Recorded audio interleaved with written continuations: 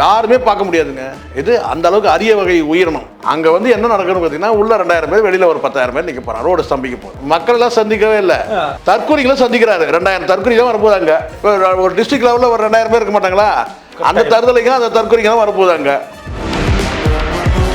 ஒரு பெரிய பில்டப் நடக்குது சார்.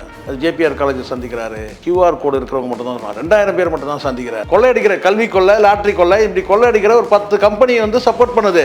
அந்த 10 கம்பெனில ஒரு நிறுவனம் அது கல்வி வல்ல. ஆமாம் சார், இங்க பாருங்க, ஜேபிஆர் வரலாறு தெரியாம அப்புறம் நான் ரொம்ப தோண்டிடுவேன்.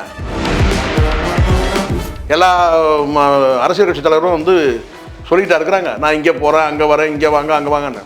அந்த வேனில் நீங்கள் கிளம்புனாலே அது வந்து அது மார்ச்சரி வேனா தான் எங்கள் கண்ணுக்கு தெரியுது. துப்புனா தொடச்சிப்பேன்னு சொன்னது யாரு?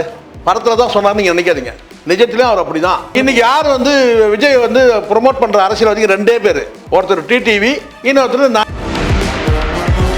விஜய் வந்து பிஜேபியோட பி டீம்லாம் கிடையாது, அடியாள்.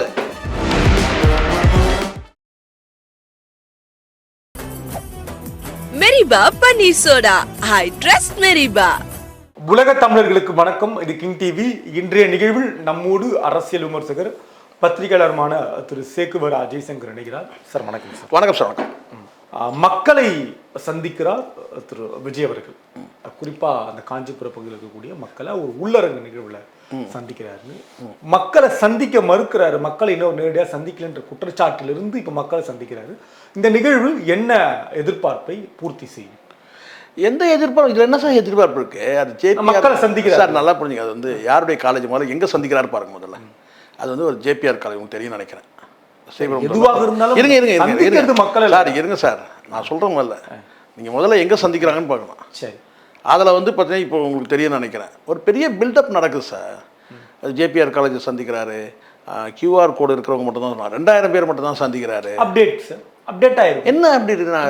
என்ன அது என்னன்னு கேட்குறேன். என்ன அது என்னதுன்னு புரியல எனக்கு. யார் யாரையெல்லாம் சந்திக்கிறார்? அரசியல்வாதி ஆயிட்டு எதுக்கு இப்படி பில்டப் பண்றீங்கன்னு கேட்குறேன். உங்களை யாரும் மகாலிபுரத்தில் உங்களை சீண்டவே இல்லை.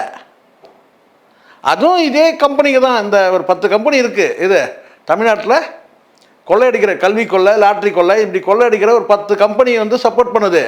அந்த 10 கம்பெனியில் ஒரு நிறுவனம் அது ஜேபிஆர் காலேஜ். கல்வி வல்ல. ஆமாம் சார், இங்கே பாருங்க, ஜேபிஆர் வரலாறு தெரியாம அப்புறம் நான் ரொம்ப தோண்டிடுவேன்.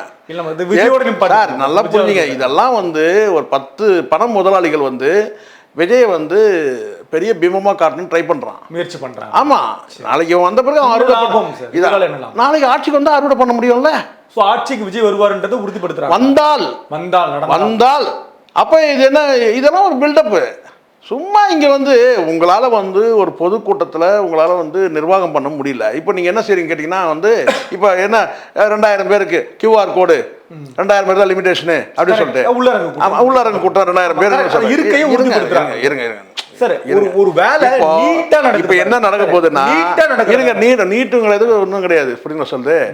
அங்கே வந்து என்ன நடக்குன்னு பார்த்தீங்கன்னா உள்ள 2000 பேர், வெளியில் ஒரு 10,000 பேர் நிற்க போகிறான். ரோடு ஸ்தம்பிக்க போகுது. அதுவும் வந்து ஹைவே வேறு. அது பாருங்க வேணா, அந்த காலேஜ் இருக்குது ஒரு ஹைவே. அது சொல்றீங்களா? இப்போ 2000 பேர் உள்ள அலோவ் பண்ணிட்டு மீதி இருக்கிற வந்து பார்த்தீங்கன்னா வெளியில் நிற்க போகிறான். 2000 பேர் மட்டும் தான் இந்த சூழல் இல்லை. இப்போ வந்து தகுடு போட்ட ஒரு விஷயம் நான் சொல்கிறேன் பாருங்க. முழுக்க நீங்கள் வந்து காட்சிப்படுத்தப்படுறீங்க விஜய் அவர்கள். ஆமாம், நீங்கள் இயல்பாக நீங்கள் இருங்க. உங்களை வந்து பார்க்கறதுக்கு வந்து இந்த மாதிரிலாம் நீங்களா பில்டப் கொடுக்குறீங்க. இப்போ ஆரம்பிச்சிட்டிங்க. என்னன்னு கேட்டிங்கன்னா வந்து 2000 பேர் மட்டும் தான் அலவுடு, கியூஆர் கோடு வேணும், இப்படி மக்களை சந்திக்கிறார். சரி, இப்போ நீங்கள் கேட்கணும், விஜய் வந்து மக்களை சாதாரண பெருசாக வந்து இது ஒரு பெரிய பில்டப். அவன் மக்களை சந்திக்கிறார் இல்லையா? இன்னும் வந்து நான் எதுவும் ஒரு பத்திரிகை சொன்னா சில நேரங்கள் மக்களை கொச்சப்படுத்துற மாதிரி மக்கள் எல்லாம் சந்திக்கவே இல்லை, தற்கொலைகளும் சந்திக்கிறாரு. 2000 தற்கொலை தான் வரப்போகுது. அங்கே மக்கள் வரப்போறாங்க. நீங்க சொல்லுங்க. அங்க கியூஆர் கோடு சார், கியூஆர் கோடுன்னு சொல்றீங்க.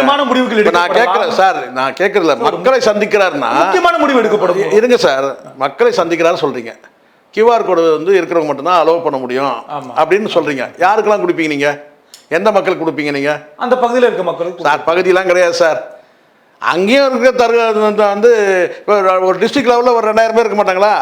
அந்த தருதலைக்கும் அந்த தற்கொலைக்கும் தான் வரப்போகுது. அங்கே பார்க்க தான் போகிறோம். தெளிவாக மக்கள்னு போடுறாரு சார். புது சார் மக்கள் கிடையாது சார், நீங்கள் தான் சார் மக்கள்றீங்க.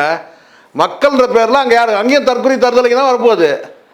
சரி சார், அவங்க சந்திக்கிறாங்க. மக்களை சந்திக்கிறோம். எங்கே தெரியுமா சந்திக்கிறோம்? மக்கள் சொன்னா ஒரு பொதுக்கூட்டத்தில் தான் நீங்கள் மக்களை சந்திக்க முடியும். மழைக்காலம் சார்.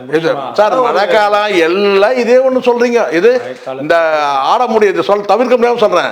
இந்த ஆட முடியாத ஒரு பொம்பளை வந்து கூடம்பத்தலும் சொல்லுவாங்கன்னு சொல்லுவாங்க. ஒரு மொழி இருக்கு தெரியல. அது நான் எதுவும் தப்பா சொல்லல. நாகரிகத்தோட நானும் சொல்றேன். ஆட முடியாத ஒரு பொம்பளை கூடம் வந்து கோணல் சொன்னாங்களாம். அந்த மாதிரி தான் நீங்க ஏதாவது நான் இது வந்து அனுமதி கொடுக்கலன்றீங்க. மழைக்காலம் அரங்க கூட்டம் வச்சு நீங்க வராதீங்க சார். நீங்க வீட்டிலே இருங்க சார். நீங்க வீட்டிலே இருங்க, வராதீங்க. ஏன் வரீங்க? பல இதே மாதிரி பல நேர்காணல்ல முடிவு சார். சார் இங்க பல நேர்காணல்ல அவங்க பாருங்க. சார் நான் சொல்றேன், விஜய் வருவது நீங்க யாரும் நாங்க முடிவு பண்ணல. இது நாங்க நினைக்கிறது நல்லது நினைக்கிறோம். இது வரைக்கும் போதும். 50 பேர் பலி கொடுத்துட்டோம். 50 பேர் பலி கொடுத்துட்டோம். 50 பேர் உயிர் எடுத்தது போதும். 51 ஆயிடக்கூடாது. அந்த ஃபீல் பண்றோம் நாங்க. இங்கே பாதிக்கப்படுற மக்கள் யார் சார்? சாதாரண மக்கள் தானே வந்து செத்து மடிகிறாங்க. நீங்கள் நல்லா தெரிஞ்சிடுச்சு. உங்கள் அந்த அந்த வேனில் நீங்கள் கிளம்புனாலே அது வந்து அது மார்ச்சரி வேனாக தான் எங்கள் கண்ணுக்கு தெரியுது. நாங்கள் தான் சொல்கிறோம்ல, நீங்கள் வந்து ஏதாவது ஒரு உத்தரவாதம் தர முடியுமா? இப்படி தான் பில்டப் பண்ணுறீங்க. கியூஆர் கோடு இருக்குது, அது இருக்குது, இது இருக்குது. அப்படியே நீங்கள் சாதாரணமாக இருந்தாலும் வந்து பார்த்தீங்கன்னா மக்கள் அவங்கவுங்க வேலையை பார்த்துட்டு போயிட்டு இருப்பாங்க சார். நீங்கள் எதுக்கு இந்த விளம்பரம் பண்ணுறீங்க? முன்னாடி இங்கே வரேன் அங்கே வரேன்ட்டு எல்லா அரசியல் கட்சி தலைவரும் வந்து சொல்லிட்டா இருக்கிறாங்க. நான் இங்கே போகிறேன், அங்கே வரேன், இங்கே வாங்க, அங்கே வாங்கன்னு. நீங்கள் சராசரி சாதாரண நீங்கள் அரசியல்வாதியாக நீங்கள் போனீங்கன்னா உங்களை சீன்றதுக்கு ஆள் கிடையாது. இதுதான் உண்மை. இன்னைக்கு இல்லை, இந்த மக்கள் சந்திப்பு நிகழ்கிற இந்த இடத்துல என்ன முக்கியமான முடிவுகள் எடுக்கப்படும்? என்ன முடிவு எடுப்பாரு? அடுத்து தள்ளிடுவாருன்ற நான் அதுதான். என்ன அப்படியே வந்து நீங்களே போதும் போல சார், அப்படியே பில்டப் பண்றீங்க. அப்படி என்ன முடிவு எடுக்க போறாருன்னு சார்? இன்னைக்கு வரைக்கும் கூட்டணிக்கு நீங்க சொல்ற எடுத்துங்க. இன்னைக்கு வரைக்கும் அவர் கூட்டணிக்கு வந்து அவரோட இல்லை. நீங்க காங்கிரஸ் கூட்டணி வரப்போது பெரிய பில்டப் பண்ணிருந்தாங்க. அது ட்ரை பண்ணது உண்மைதான். முயற்சி பண்ணது உண்மை. தோல்வி அடைஞ்சிருச்சு. தோல்வி அவங்க அந்த பேச்சுக்கே இடம் இல்லை. திமுக வச்சு நெருக்கமா புரியுதா சொல்றது? கூட்டணி இல்லைன்னு ஆச்சு, டிக்ளேர் ஆயிடுச்சு. இப்போ அடுத்த கட்டம் யாரு? மக்கள்லாம் கிடையாது. இருக்கிற ஒரே ஒருத்தர் டிடிவி தான் சொல்லியிருக்காரு. டிடிவியை நீங்கள் வந்து பார்த்தீங்கன்னா இது வரைக்கும் நீங்கள் ஏதாவது அக்செப்ட் பண்ணீங்களா? பண்ணவே இல்லை. இதை ஒரு பெரிய ஒரு விஷயம் சொல்கிறேன் கேளுங்க. இந்த நிமிடம் வரைக்கும் வந்து பார்த்தீங்கன்னா விஜயோட கூட்டணிக்கு யாருமே இல்லை. யார் வந்து சேரணும்னு நினைக்கிறாங்க? 2 திராவிட கட்சிகள்லையும் சில பேர் சேரணும்னு நினைக்கிறவங்க இருக்கிறாங்க. நான் இல்லைன்னு சொல்லவே இருக்கிறாங்க. ஒரு சிலர் இருக்கிறாங்க. என்னன்னு கேட்டால் திவாலானவங்க, மார்க்கெட் எழுந்தவங்க, அரசியலில் மார்க்கெட் எழுந்தவங்க, இது இந்த மாதிரியான சில நபர்லாம் யார் பேச்சாளர்களா இருக்காங்க. நான் சொன்ன உடனே யாரெல்லாம் ஞாபகம் வராங்கல்ல? தலை சிறந்த பேச்சாளர்களா இருக்காங்க சார். இருக்கட்டும் சார். யார்? நாஞ்சில் சம்பத் தான் சொல்றீங்க சார். அதுதான் சார். எனக்கு தெரிஞ்சு நான் வெளிப்படையா சொல்றேன், அரசியல்ல வந்து எது துப்புனா தொடச்சிப்பேன்னு சொன்னது யாரு? படத்துல தான் சொன்னார். நீங்க நினைக்காதீங்க, நிஜத்திலேயும் அவர் அப்படிதான். சரி சார். இன்னைக்கு யார் வந்து விஜய் வந்து ப்ரொமோட் பண்ற அரசியல்வாதிக்கு 2 பேர். யாரு? ஒருத்தர் டிடிவி, இன்னொருத்தர் நாஞ்சில் சம்பத். 2 பேர். தமிழறிமணியன்லாம் கூட இருக்காங்க சார். அதெல்லாம் கொடுங்க சார். நீங்கள் வேறு இருக்கணும். அரசியல்வாதிகளை பற்றி பேசுறீங்க, நீங்கள் புரோக்கர்களை பற்றி பேசுறீங்க. நீங்கள் அவர் புரோக்கர்ன்ற பட்டம் எப்போ கொடுத்து அவர் எப்பயோ ஓரம் கட்டிட்டாரு. எனக்கு தெரிஞ்சு காந்தி பேரில் வந்து ஒரு இயக்கத்தை தொடங்கி அதுக்கப்புறம் அந்த பேரை மாற்றினது யாருன்னு கேட்டிங்கன்னா அவர் ஒருத்தர் தான் இருப்பார். காந்தின்ற பேரே மாற்றினவர். நீங்க அவரை பத்தி பேசிட்டீங்க. சரி, என்ன சார் முடிவு? புரோக்கர்ல பத்தி பேசாதீங்க. நீங்க அரசியல்வாதிகள் 2 பேர் தான் சார். அந்த 2 பேர்ல வந்து ஒருத்தர் டிடிவி, அவர் வந்து பாத்தீங்கன்னா வந்து 20 ரூபா டோக்கன் கொடுத்து திவாலானவர். சரிங்களா? ஒண்ணு. ரெண்டாவது வந்து பாத்தீங்கன்னா இவர் வந்து பாத்தீங்கன்னா வந்து இலக்கியவாதி தன்னை அடையாளம் காட்டிக்கிட்டவர். அரசியல் வந்து நான் விலகிறேன்னு சொல்லிட்டு மீண்டும் கேட்டேன். யாரும் அவங்களாம் நீங்க சார் இன்னைக்கு ஒரு பேச்சு நாளைக்கு ஒரு பேச்சு. இன்னைக்கு வரைக்கும் அவங்களாம் வந்து தொகுதியோடு சேர்ந்து தொகையும் கேட்கக்கூடிய கட்சி. ஏன்னா அவங்க பேசியிருக்காங்க. அந்த மாதிரி ஒரு முறை வாய் தவறியோ இல்லை தெரியாமல் சொன்னாங்க. தொகுதியும் தொகையும் சொல்லி பேசுனவங்க தான் அவங்க. இங்க விஜய் கிட்ட தொகுதி ஏன் கிடைக்கும்? தொகையெல்லாம் கிடைக்காது. தொகை வாங்குற ஆளா இருக்கான் அவன். எது? ஆமா, அவருமா சார்? ஆமா, கோடி ரூபாய் சம்பளத்தை விட்டு சார். அது சார் வாங்குற ஆளு சார். ஆமா. இங்க திராவிட கட்சிகள் வந்து வரக்கூடிய யாரையுமே அவங்க சேர்க்கவும் இல்லை. இன்னும் சொல்ல போனா மன்சொல்லிக்கான போனாரு, சவுத்தர் அடிச்ச பந்து மாதிரி வெளியே வந்துட்டார், திரும்பி வந்துட்டார். இது பார்த்தீங்களா? இல்லை, யாரையும் சேர்த்துக்கிட்டாங்க. யாரை சேர்த்துக்கிட்டாங்கன்னு சொல்லணும். யார்? 2 பேர் வந்து பிஜேபியிலேருந்து வந்து பாண்டிச்சேரியில் இருக்கிறவங்க வந்து. சரி, அவங்க வந்து சேர்ந்துருக்குறாங்க. சரி. அவங்க வந்து பிஜேபி சேர்ந்தவங்க. சரி. நல்லா புரிஞ்சுங்க. சரி. பிஜேபியில் அவர் சேர்ந்த உடனே ஒரு கட்சியே உருவாகுது.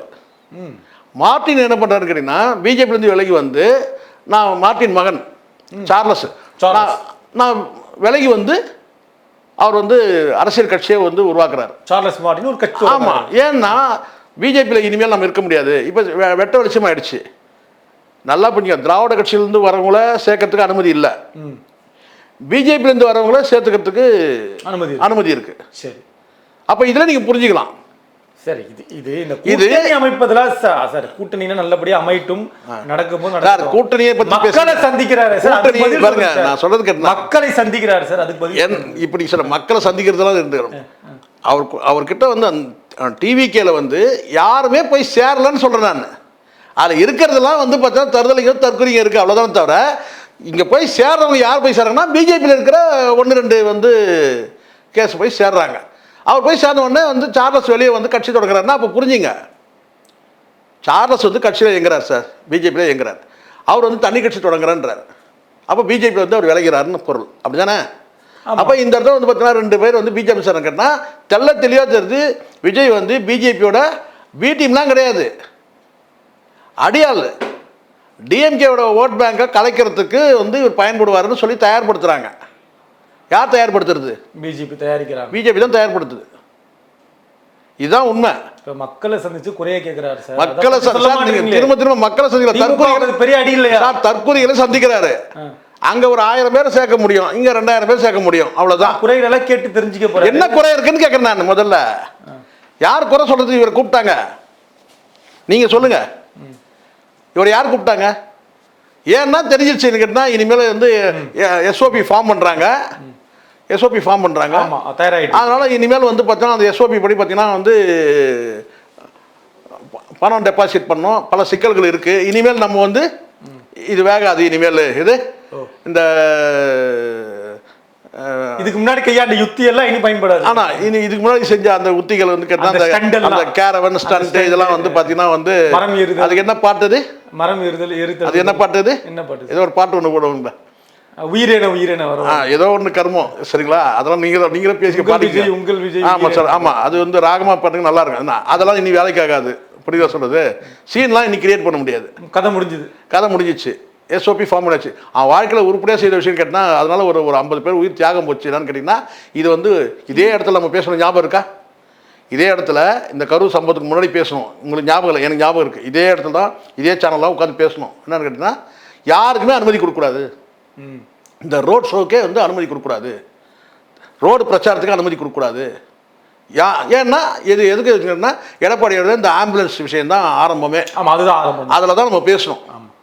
என்னன்னா இது இவ்வளோ பெரிய உயிர் தியாகத்துக்கு பிறகு வந்து இப்படி ஒரு வந்து எஸ்ஓபி ஃபார்ம் பண்ணுறாங்க. இனி யாருக்குமே வந்து அனுமதி இல்லை. அப்படி அனுமதினாலும் வந்து பார்த்தீங்கன்னா இதெல்லாம் அனுமதி போது ஆட்டோமேட்டிக்காக பேக் டு பவிலியன். யாரும் வந்து வேண்டாம். ஆமாம், எதுக்குங்க இவ்வளோலாம் டெபாசிட்? என்னங்க இது இவ்வளோலாம் டெபாசிட் பண்ணி எதுக்குங்க அப்படின்ற முடிவுக்கு வந்துருக்கு. ஏன் நீ தான் வந்து 200 கோடி சம்பளம் வாங்குறிய, வந்து கொஞ்சம் வெயிட் பண்ணு, எஸ்ஓபி ஃபார்ம் பண்ண பிறகு வரலாம். இப்போ புரியுதுங்களா? இதெல்லாம் வந்து நல்லா புரிஞ்சுங்க சதீஷ். ஒரு பெரிய கல்ட்டாக வந்து காட்ட முயற்சி பண்ணுறாங்க, அது நடக்குது. சரி, யாருமே பார்க்க முடியாதுங்க. இது அந்த அளவுக்கு அரிய வகை உயிரினம். இது யாரும் எளிதாக வந்து அணுக முடியாது. அப்படி எல்லாரும் வந்து பார்த்தீங்கன்னா போயிட்டு பவுன்ஸ் பண்ணுறாங்க. இப்போ வந்து நாஞ்சில் சம்பவத்துக்கு ஒரு ஏக்கம் இருக்குது. என்னன்னு கேட்டிங்கன்னா அது வந்து அங்கே போனார் இங்கே போனார், டிடிவியை வந்து பயங்கரமாக போனதெல்லாம் உங்களுக்கு தெரியும் கடந்த காலத்தில். இது இந்த நாக்கில் நரம்பே இல்லாத ஒரு ஜந்து ஒன்று இருக்குதுன்னா அது வந்து நாஞ்சில் சம்பவம் தான். தொடர்ந்து பேசலாம். நன்றிங்க. நன்றி sir. Meriba paneer soda. I trust மெரிபா.